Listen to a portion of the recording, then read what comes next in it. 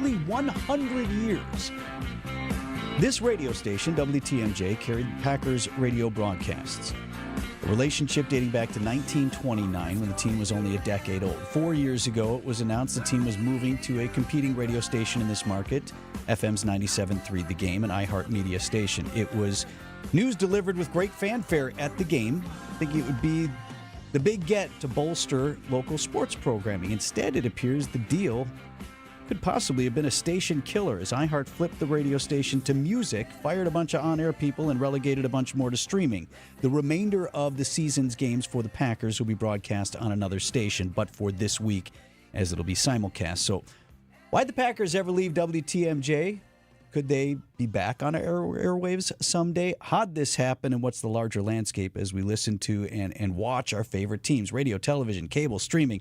Joined this morning in studio by the founder and president and CEO of our company, Good Karma Brands, Craig Karmazin. Craig, you are a guest on the show, so did Pancake offer you coffee or the various other luxuries afforded any one of our guests? No, there's a used water here that I don't think I want to drink. It's yours. No, I think I'm good. Free of charge. Now, Greg, that's bad producing. Come on, man. Now, Vince, I got to correct you right from the start. I'm already off to a bad start here. So if you think about what our mission here is at WTMJ, we want to be trusted, we want to be relevant, we want to connect the community.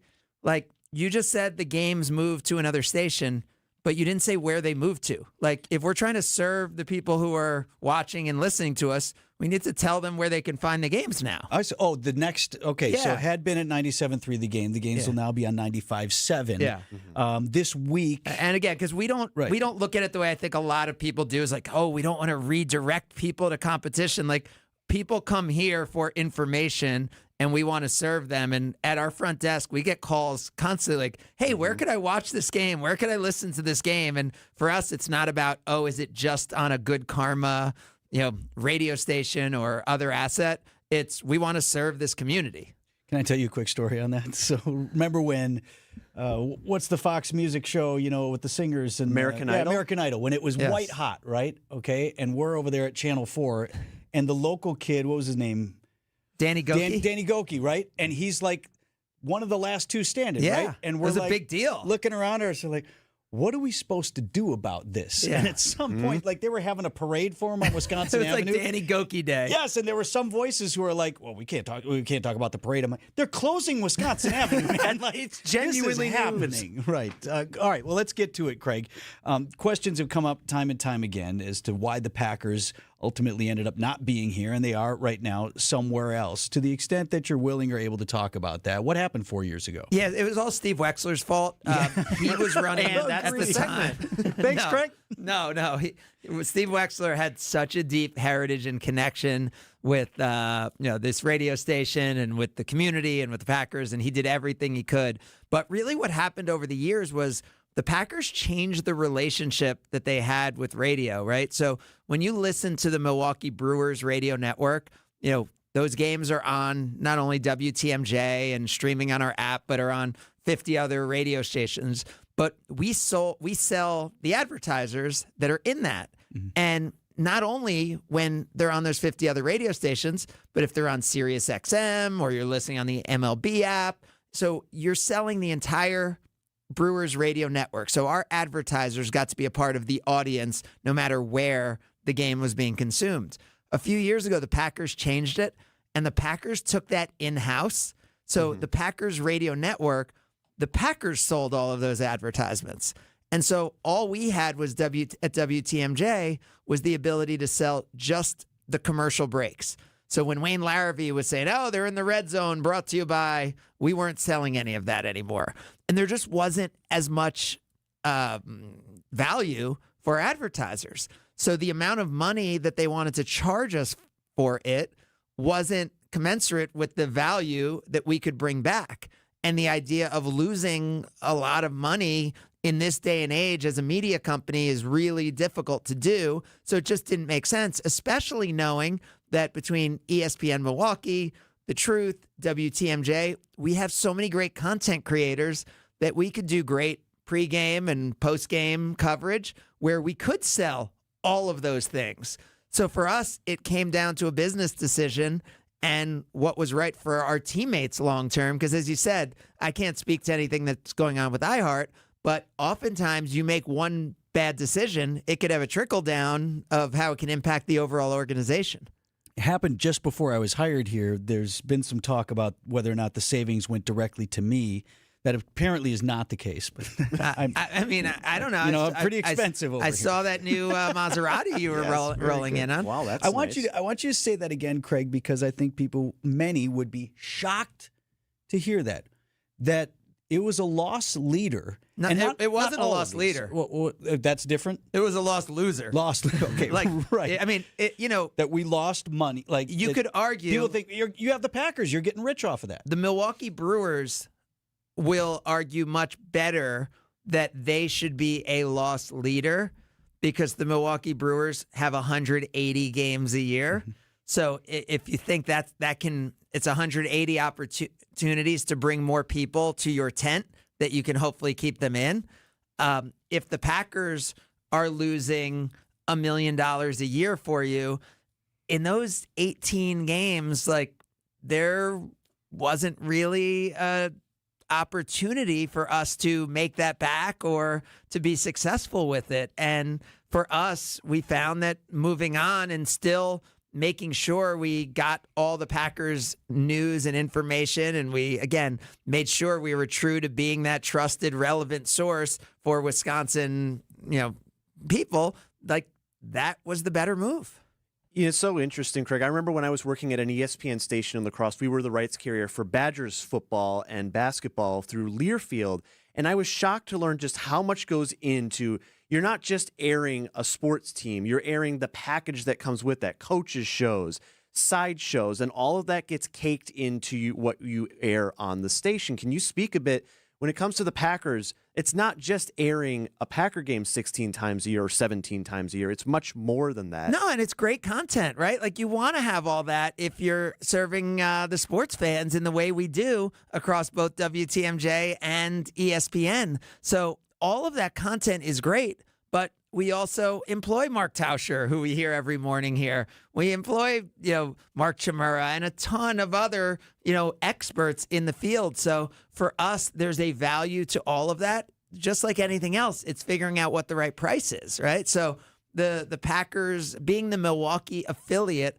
of the Green Bay Packers radio network, has a great value.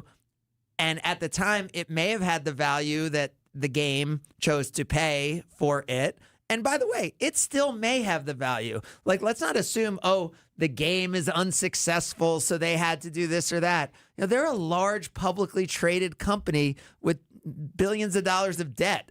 And so who knows if the decisions that are being made for Milwaukee, Wisconsin have anything to do with what's going on in Milwaukee, Wisconsin. They may have been wildly successful at the game, but just overall budget cuts for the whole company may have impacted them. So I think, when you deal with these large publicly traded companies who are making smart decisions for their investors, right, for Wall Street, it just may not have to do with what's going on down here on the street on Wisconsin Avenue. Craig Karmazin is with us. He's the founder and president CEO of Good Karma Brands and also our boss, talking about the future, specifically the Packers radio network. All right, so Craig, from what I'm seeing reported, and I don't know this confirmed, but they're saying there's another year left on the deal for the Packers and iHeart, wherever they choose to air those. Regardless, is this something that would be attractive to you? Would you reach out to the Packers? Would they reach out to you as that deal comes up? Yeah, I mean, so first of all, I don't know if that's accurate, that there's 1 year left. I don't know anything that's going on in their contractual situation. What I know is that we are the home of Badger volleyball. We are the home of the Milwaukee Brewers. We are the home of the Milwaukee Bucks. We are the home of the Marquette Golden Eagles on ESPN. We're the home of the Milwaukee Panthers. We have all of these sports, and we're obviously passionate about it. We own the Tundra Trio up in Green Bay. And so if the Green Bay Packers, which are the flagship, sports team of the state of Wisconsin, was available, of course there's interest. Again, not as valuable on radio as the Milwaukee Brewers. and that is my opinion. That may not be shared by others. When you think about 162 regular season games versus 17 or 18 regular season games, I do think there's a difference there. But absolutely, I mean, the Packers are an incredible brand. They're as consistently successful. The fact that this Jordan Love era, that we can be coming into this week's game against Aaron Rodgers and being like, wow, I think the Packers probably made the right decision when they did. Even though Aaron Rodgers is still playing as well as he is, just shows that we're living in an unprecedented 30-plus years of football. So an association with the Packers always has value in the state of Wisconsin. Craig, I did want to ask you, Vince kind of teed it up at the very beginning. We're sitting here in the year 2025, and sports broadcasting as we know it, whether it's on traditional media or others, is so different now than even when I was born. I'm 32. A lot has happened in that window of time. As someone who makes decisions and is trying to be forward thinking about what the future looks like, where do you see things going? And could we live in a world where sports, like we especially with football, we still think of it's on the TV, it's on the radio, but could it be as accessible as what I'm holding in my hand, my phone? Well, you just picked up your phone, and already it is. So if I'm in my car, I will often have, on a Sunday, I will have my YouTube TV on, and I will have NFL Red Zone on, and I'll be listening through Bluetooth to NFL Red Zone. And so while the Packers are playing, I tend to be listening to every single game going on around the NFL because we partner with a lot of teams. I want to know what's going on. But I don't think I'm going to have a cell phone 5 or 6 years from now. So when I look to the future, I think when you think about, watching it on the cell phone, to me, why would you want to watch it on such a small device? I think we're going to be into, in the 5 to 7 year range, I think we're going to be into a wearables era where those glasses that you're wearing will be enabled with anything you want that is currently on your phone.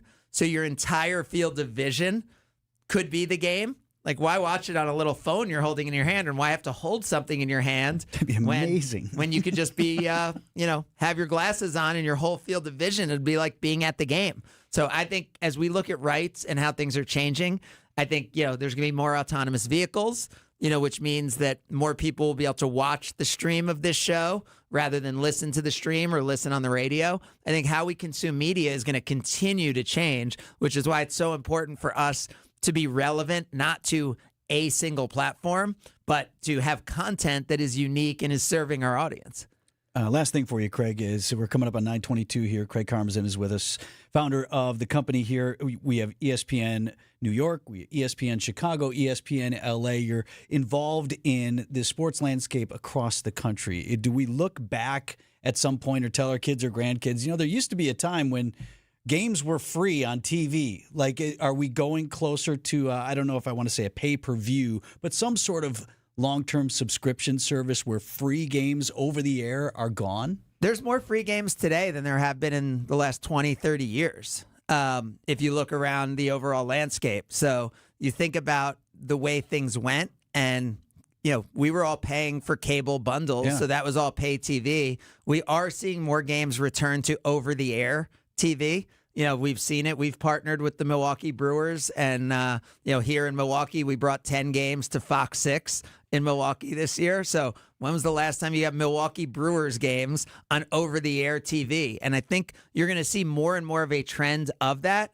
And when a game is on Prime, right? The Bucks are going to play a bunch of games this year on Amazon Prime, and it's like, wait, isn't that where I get my free delivery? I don't understand how that's like where I watch. I got toilet paper coming this week, yeah. And you actually realize at first it was like, wait, Thursday Night Football is going to be on Prime? Are enough people going to be able to see it? And now when you look at it, there's more people who have Prime than have cable bundles. Yeah. So it isn't, in many cases, I have to pay for this or I have to pay for that. It's like, I get this free because I'm already paying for these services. And as we said, over-the-air games are coming back. It is actually a trend to see more games that are free on over-the-air TV, because as the cable bundle goes away, people are realizing that you can watch over-the-air television. Craig Karmazin with us this morning. Really appreciate your willingness to do this, your candor, and for visiting the station. I mean, come anytime. You own it. Yeah, used water for everybody.